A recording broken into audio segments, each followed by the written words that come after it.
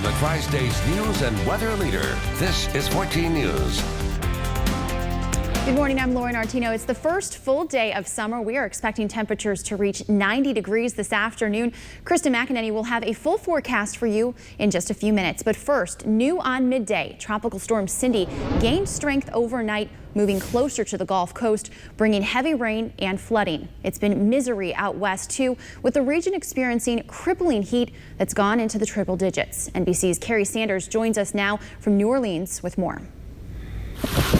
Gulf Coast residents are bracing for the worst this morning as Tropical Storm Cindy moves in from the Gulf of Mexico, packing dangerous winds and heavy rainfall, with severe flooding already hitting parts of Louisiana. And along the Florida Panhandle, businesses are shutting down. When you live in a beautiful place, the good Lord washes it off every now and then. The South bracing for what's to come as a different battle rages on in the West. Scorching heat impacting more than 40 million residents, all the way from Colorado to California. Brutal temperatures so hot, they're shattering records. Death Valley hitting 127 degrees Tuesday. It's like so hot you can almost not breathe. The National Weather Service warning of a major risk for heat-related illnesses and even death. In Arizona, paramedics are on high alert as they're flooded with desperate calls. You want us to get you to the hospital? Back here in New Orleans with the experience of Katrina, they have recognized that the pumps that failed during Katrina needed to be backed up with generators. So those generators have been attended to. Teams have been on the generators for the last 24 hours. The pumps have been pumping. The folks here say they will not see a repeat of that sort of flooding where the levees gave way again. Carrie Sanders, NBC News, New Orleans. And a baby who had to be rescued from a locked car by Evansville police is being cared for by Child Protective Services. Officers say the 4-month-old was left in that car for more than 2 hours by his mother on Monday. 35-year-old Kelly DeCoravant is in the Vanderburgh County Jail. She's held without bond. In a video sent to us by a 14 News viewer, you can see the moment officers broke through DeCoravant's car window. Police tracked down the mother using surveillance video at the store. They say she didn't seem remorseful and blamed the incident on her teen daughter. DeCoravant is due back in court Friday. Right now, our state is in real crisis, and the actions we take in the days ahead will determine how history remembers us. We can all do better. We must all do better for the citizens of Illinois. Today, Illinois state lawmakers will be back in Springfield for a 10-day special session to work out a budget. Governor Bruce Rauner gave an address to encourage those lawmakers before they get to work.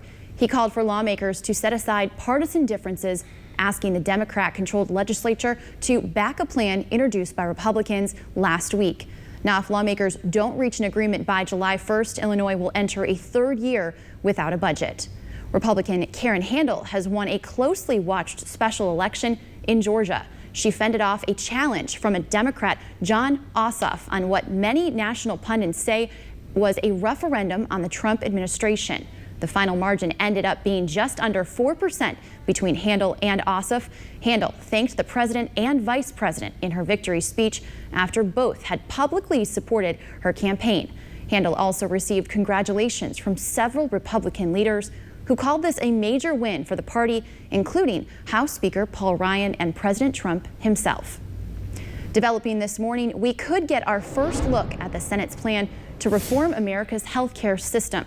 Party leaders have agreed to release a draft of the bill after lawmakers from both sides complained about the closed-door process.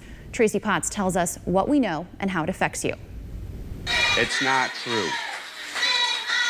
Hoping to avoid more angry town halls during the July 4th break, Republicans are expected to unveil a draft of their health plan this week. It'll speak for itself. It'll be different and take a different approach. Democrats complain it's being crafted in secret. They're pushing for public hearings. We have no details on what the Republicans are cooking up behind closed doors. Even some of the 13 members who are supposed to be writing it say they haven't seen any details. Even though I've been a member of this working group among Senate Republicans assigned to help narrow some of the focus of this, I haven't seen the bill. Lawmakers want to know, what will it cost? Will premiums go up? How quickly would the plan roll back Medicaid, insurance for the poor? It's going to be devastating because the state's going to have to pick it up, and the state can't pick it up. The president clearly wants a bill that has heart in it. Republicans can only afford to lose 2 votes. We just need three individuals to say this is no way. I would not want this done to me. They're pushing for a vote next week. And unlike the House, which voted on its plan before getting updated budget estimates, the Senate has to wait on those numbers from the Congressional Budget Office before they can vote. Tracy Potts, NBC News, Washington. Happening now, the House Intelligence Committee will hear from former Secretary of Homeland Security Jay Johnson. They'll ask him questions as part of their investigation into Russia's interference into the 2016 election. That public hearing started at 9 this morning.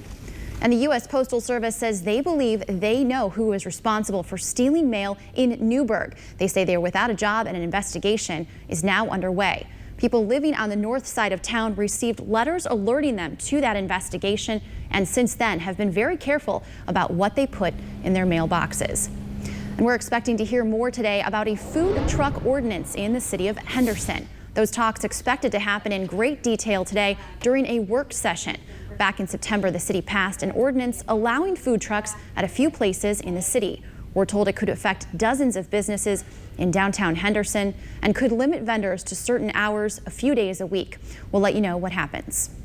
And a 14 News update on a young and talented cook hoping to win big on the Food Network. Haley Matz from Evansville returned to the Chopped Junior Kitchen last night in an episode featuring former champions.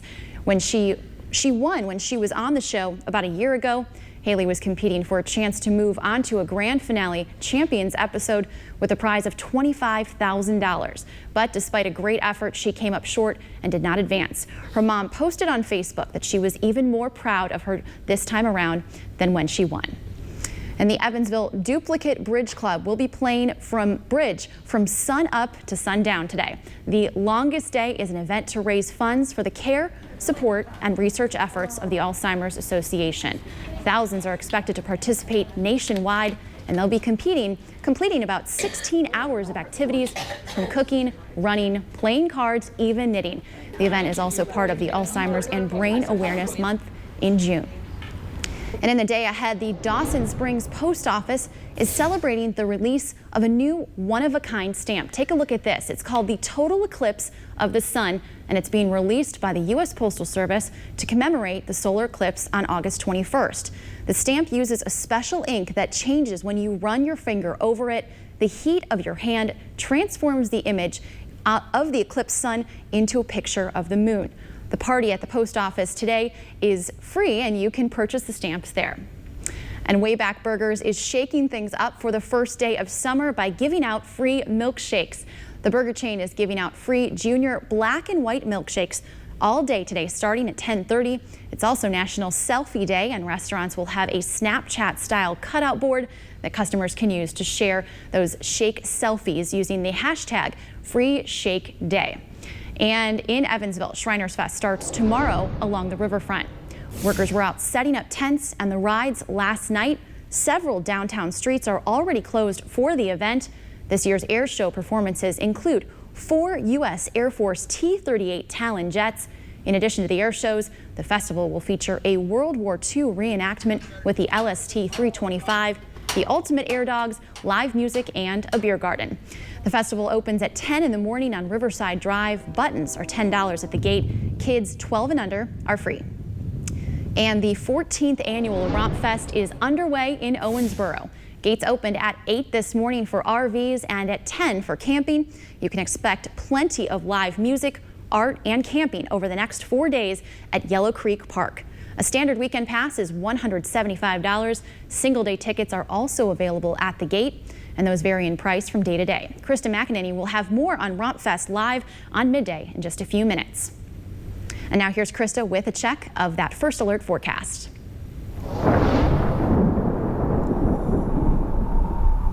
Summer, This is a look in Owensboro right now, and we have mostly sunny skies. We had a few clouds there earlier this morning, but those have since moved out. And our temperatures throughout the rest of the morning and into the afternoon, we're going to see them get up into the lower 90s. So make sure you stay hydrated if you're going to be outside for an extended period of time. We're going to start seeing that humidity rise as well, so it's going to feel even hotter than it is. And then once that sun starts to go down, the temperature is dropping down into the mid-80s right around 8 p.m.